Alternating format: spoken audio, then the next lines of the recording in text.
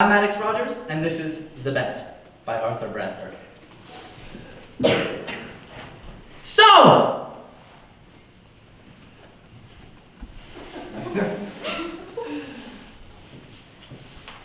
I made a bet with a guy named Fred about how many times I could punch him in the stomach before he threw up. He had said, in point of fact, that he would never throw up under such circumstances, but for the purposes of the bet, he gave me 7 punches. That's a lot of punches. But Fred also knew that I don't possess a particularly powerful punch. Also included in the rules of the bet was the stipulation that Fred had to eat something substantial, like a sandwich, a few minutes before the punching began. A lot of people were interested in the outcome of the bet. Wanted to see how it would turn out. Either way it turned out, someone was going to be embarrassed. The winner, by the way, would receive a turkey. A nice one, from a good supermarket. This seemed like the proper prize, because this bet took place near Thanksgiving, and many of us planned on buying the turkey anyway.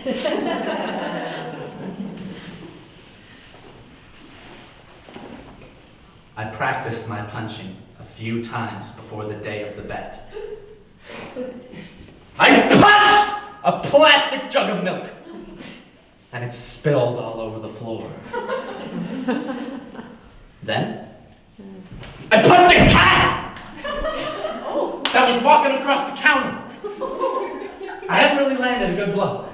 I chased the cat through the house, trying to get a good punch in, but every time I got close enough, the cat jumped away. Does anybody know whose cat this is? I called out.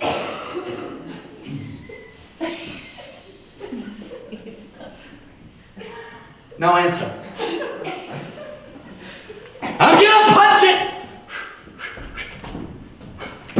I had the cat cornered in the back of one of the closets. I cocked my fist back and punched!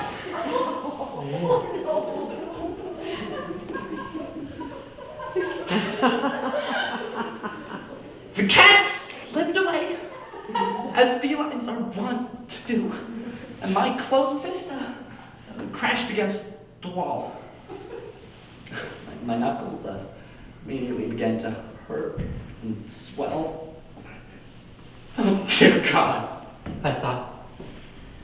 So, I went to meet Fred the day of the bet. My good punching hand, all swollen and bruised, I was trying to punch a cat! I explained. Tough luck, said Fred. We ordered up an oyster sandwich for him to eat. Then, I was gonna punch him. Fred ate the sandwich! Slowly! Slower than he usually ate, I thought.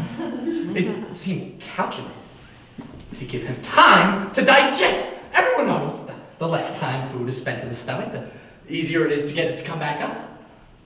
It is this way with a lot of things. Like if you move in somewhere, you know, the longer you are there, the harder it is to leave.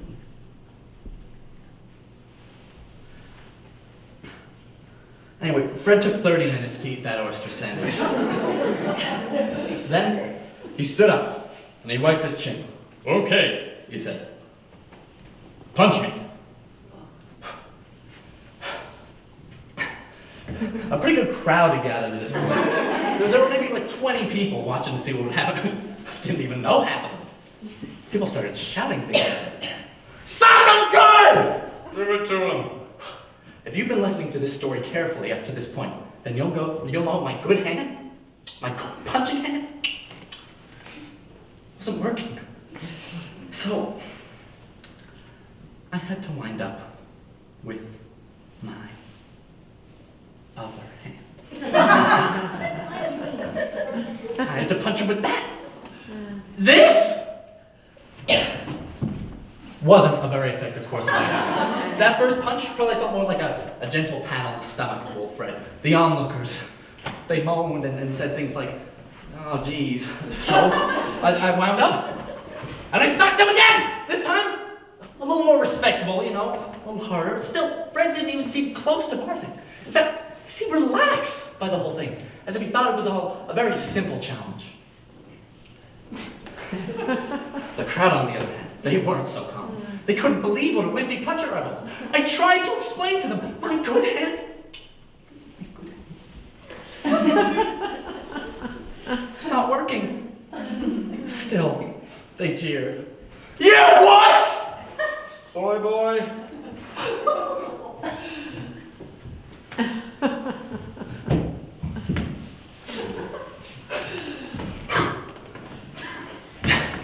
I charged forward, I sacked Fred right in the crotch. This wasn't what I meant to do, but due to my lack of coordination in my own head, it simply happened. My aim was low. Hitting pretty hard there, too. Oh, poor Freddie. He doubled over. And the crowd began to cheer! Then something funny happened. I shouldn't say funny. I shouldn't say funny. I should say strange. Someone, a complete stranger from the crowd, jumped out and sacked Red Fred right across the face. Then a woman leapt out, started grabbing his hair and slapping at his head. A large man with a ponytail stepped up. He landed a good square punch right in Fred's gut. Fred fell to his knees and he puked up the oyster sandwich and it splashed all over the floor. And the crowd cheered.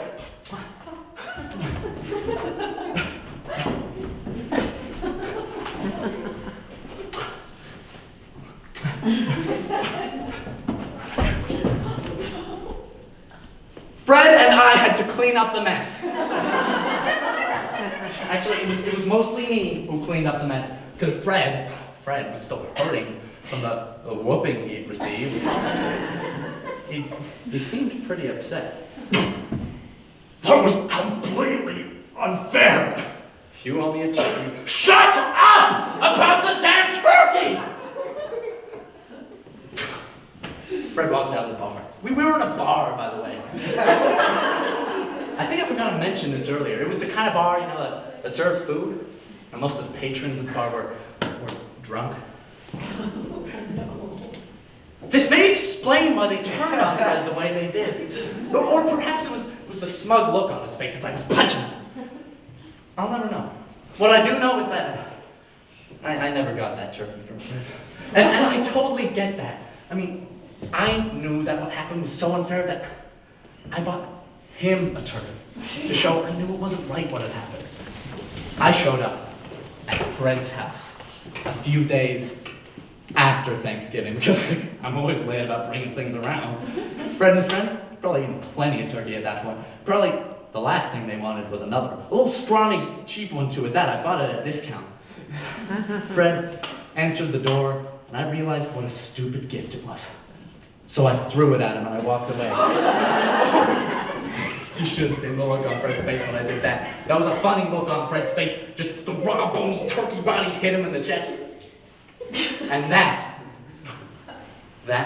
was the last time either one of us made a bet like that. A bet. And by the way, my good hand with my knuckles and everything that I punched with you. It's all better from that time when I hit it on the wall of the closet. Thank you.